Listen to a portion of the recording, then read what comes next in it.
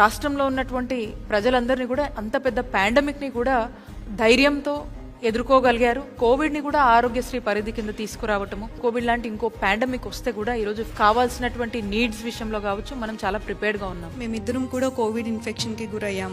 City స్కాన్లో Bhaskar lungs more than 50% involve అయినట్లుగా తెలిసింది. లంగ్ ట్రాన్స్ప్లాంట్ ఒక్కటే సొల్యూషన్ అనేది చెప్పారు. సీఎం గారు ఇమ్మీడియట్గా ఒక డెసిషన్ తీసుకున్నారు. ఇంత కష్టపడి ఆనెస్ట్గా పనిచేస్తున్న డాక్టర్స్ ఈరోజు కోవిడ్ వల్ల చనిపోయే పరిస్థితి ఖచ్చితంగా రాకూడదు, గవర్నమెంట్ అండగా నిలబడుతుందని వెంటనే భాస్కర్ ట్రీట్మెంట్కి అవసరమైన ఎంత అయితే అంత గవర్నమెంట్ భరిస్తుంది అని మాట ఇచ్చారు.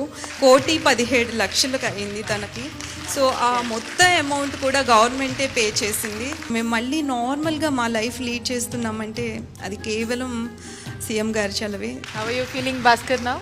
I am okay.